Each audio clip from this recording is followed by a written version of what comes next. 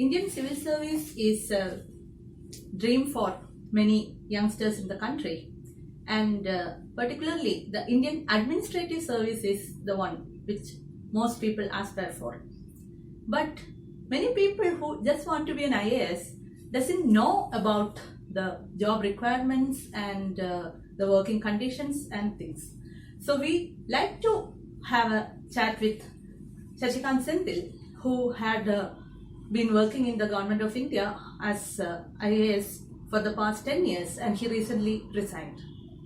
So, Shashi, is it necessary that a person who get into administrative service should have any particular personal quality apart from that being tested by the UPSC, or whatever is there you could pick up during the training? What's the actual condition? I don't think there is any major constraint like that, but I think what will really matter in the service is whether one which I have felt is one is whether you can empathize with people. Number two, if you can show some interest in everything. Maybe you may not have any expertise on things, but that simple habit of showing interest and also to empathize with people, I think that quality most of everybody has. So there's nothing like that. I would like to start with the training part again, because do you actually, most of the people who clear this exam may not have any direct connection with how the system works, or any direct connection. They might not even have stepped inside a government office for that matter.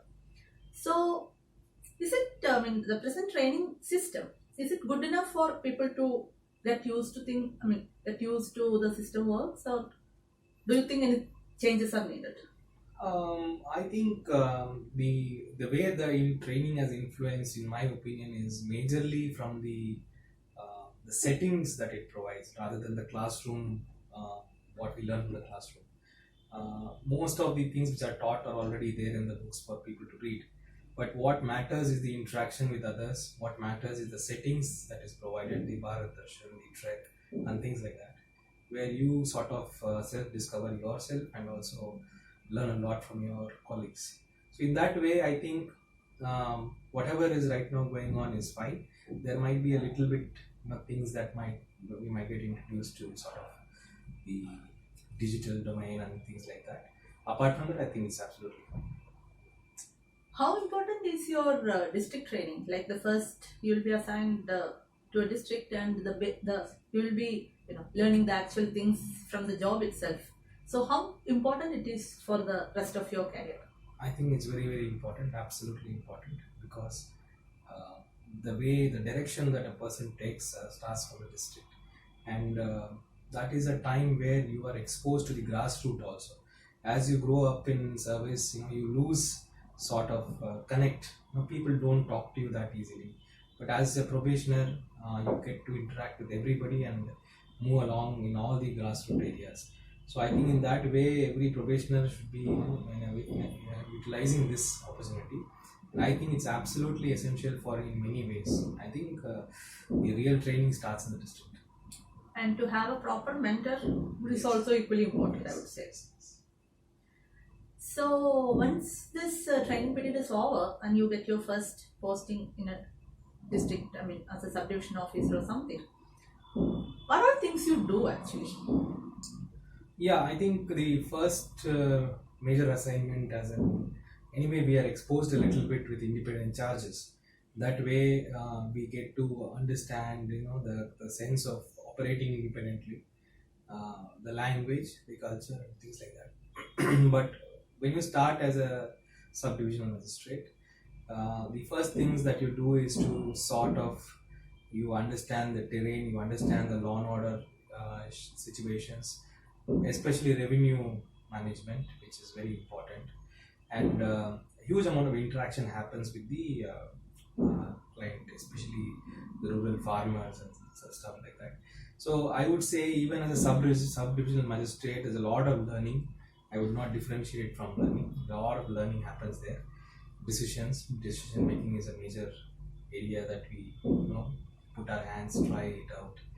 So there's a huge gamut of things that you do, and the training continues inside your subdivision magistrate also. And when you are in such a post, what should be the working hours like? Is it like 24/7 or how it is? I think in all sort of initial assignments that we have, it's completely executive, and I think 24 by 7 is the working time. Of course, you can have your own time and rest, but when the call comes, you have to do it. Hmm. Mostly after this thing, you may get a post back in the headquarters, secretariat, or something. And most of the people are not aware about this part, because whenever you think about IAS, people think about the field jobs. Yes. So after this initial field job, you back in the secretariat or holding the post in some department. Yeah. How things are there? Yeah, I would say it depends on people. Like for a person like me, it is pretty boring. Once the field work, once you're used to that, and the challenges that it presents and the learnings that you get. But there is always once you go up, your involvement in policy is a very big thing. So that way, policy making and also getting involved in the major things which matter to the entire state is also an area of very big interest. But it depends on individuals. But certainly, nobody should think that this district posting will continue. It will end someday, and then it will have to be a table posting at some time. So I would like to ask one more thing regarding this, because if a person, if a person gets into service like on the age of 25 and the retirement age is 60, so maximum like how many years a person will get a field post? Yeah, that also now depends a lot. Now, with the current situations, a lot of states have different True. formulas. Like in a place like Tamil Nadu, my batchmates have just become collectors. Yeah. So apart from the initial 3 to 4 years of your subdivisional magistrate and senior Zilla Panchayat, getting posted as collector has become slightly difficult. True. But once you get a posting, I think the average time now is around 1.5 years as a collector. If you get another district, 3 years. So altogether, I can say 9 to 10 years is where I think your district. That's like 1/3. Yes. So that means 2/3 of the time you will be mostly in an office Absolutely. doing files. Absolutely. Yeah, that's one thing I would like to think about, because people all forget about that 2/3 part when you want to do something. Absolutely. Even that 1/3 is upper stretch. True. Maximum. Stretch. Coming back to the post of this district magistrate thing, obviously that's the most sought after post and everybody dream to become one. What are exactly the powers of, like, of course, again there will be slight variations, but from your experience with different districts, what are the powers of a collector? Yeah. Collector basically, the role is not defined properly. So, in fact, he is the primary coordinator of the development inside the district. There might be direct powers, there might be indirect powers. Revenue administration, he is there directly. Law and order directly. And major infrastructure projects directly. Apart from that, in some states they have the Zilla Panchayat, which takes care of the developmental part. In some states, still the DRDA is continuing, where the collector is the controlling authority there also. But apart from all that, the collector is always the go-to person for government also and for people also. So there is no one area that he can take his hands off and say, no, this is not my domain. So finally the state government will question the collector, even if it is civil corporation matters and everything. So the collector needs to keep his hand and eyes and ears open on all subjects. That way it becomes very special. But there are very certain areas where only the collector is responsible. So that kind of things are also there. It's a vast area for a collector to manage. And when it comes to district collector, how much is, because people, whenever they think about collector, you think about just one person there who's doing these things, and how important it is to have a good team with you. That's the reality. The collector is the name given, but the entire team works on this whole thing, right? From the beat policeman to the collector, it works as a single team. And not for a moment we can think that one person does everything. But to keep the entire team motivated and to keep the entire team in a particular direction, the collector plays a role. But it is the team. We can that is the primary thing. And in a district, how important it is to have a very cordial relationship with the superintendent of police, because ultimately, first among equals kind of a picture is there, but in reality, how it is. I don't even think that is right. SP and DC are like one and the same. There is no I am up and you are down kind of thing. I don't see it that way. And whenever that kind of attitude comes, then the district will suffer. So we both are brothers in arm, and then our relationship in that parity percolates down the administration. So it is very, very important that you are more than partners inside the district, and nobody questions your sort of integrity within each other. So that way, it will be a big problem for the district if that happens. And the other thing I would like to ask is, most of the people, particularly when it comes to, when they think about this IAS and all, they are many youngsters are afraid about the political interference. So, and your relationship with politicians and this cliched statement about the politicians punishing honest officers, that's very much there etched in the people's mind. So, the relationship with politicians, particularly with your experience in Karnataka, how is it actually? No, it has been always well, because when you enter into service, you set your tone. What sort of an officer you are is set already. The politicians are also very smart people. They quickly grab what tone you are coming from, and they don't pressurize you, or they don't overstep you of this thing when they know who you are. They will smartly require what they want from an officer depending on how the officer is. But apart from that, there will be say one or two cranky people who will try to push their way through. But at the end of the day, I always feel the official relationship and a personal relationship, both are there. Both need not mingle. You can always treat him with respect and give him a tea and politely say no, it cannot be done. And then they understand that. But what they don't take is like, if we are very, very sort of pushing our way through, and that sort of thing actually brings up a lot of issues.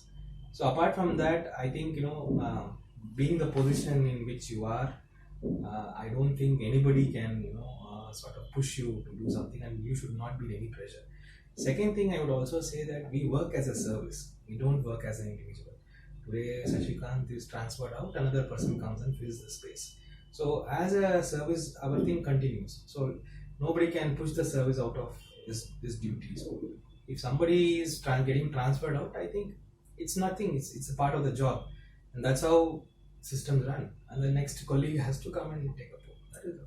With whatever you told, I feel that to have good communication is very important. Yes. Like you convey your stand very clearly Yes. and understand the other person very clearly, Yes. particularly in relation to politicians. Absolutely.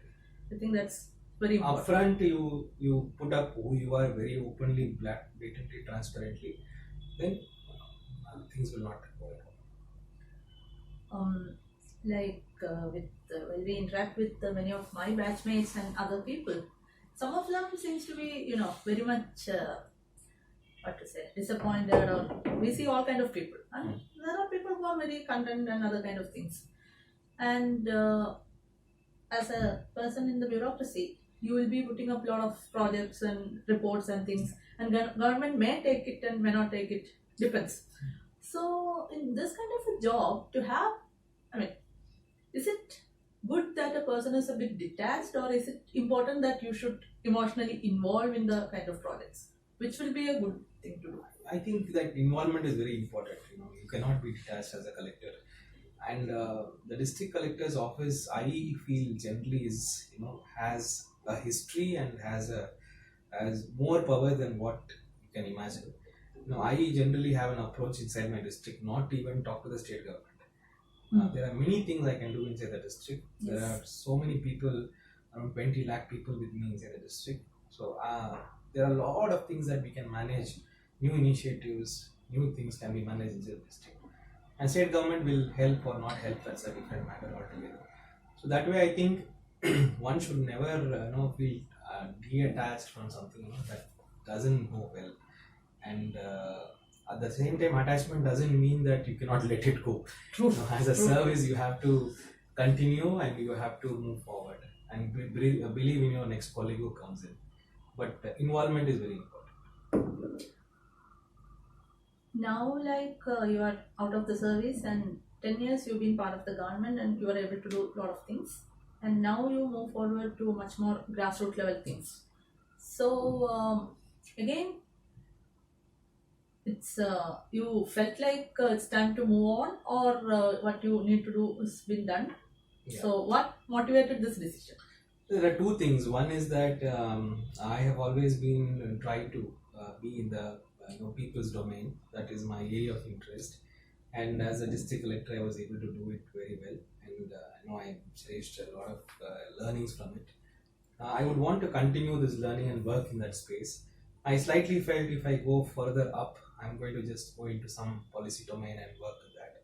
Secondly, the current situation which is happening in the country is also, I felt ideologically I have a difference. So I thought I should come out and do something about it.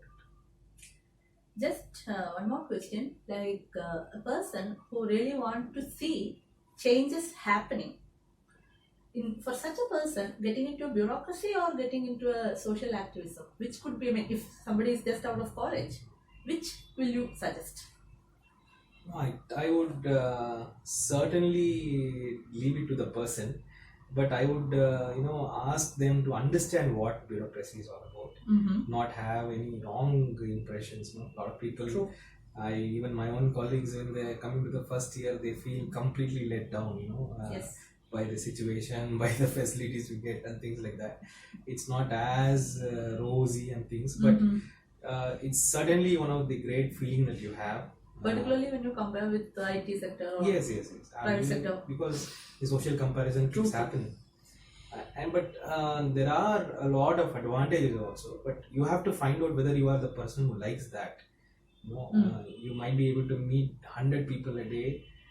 Some people might like it or not like it. So one has to question whether you are that kind of person who likes that. Social activism again is a completely very unique domain. There are a lot of perks, a lot of advantages, but finally it boils down to personas, whether they are in it and they like it.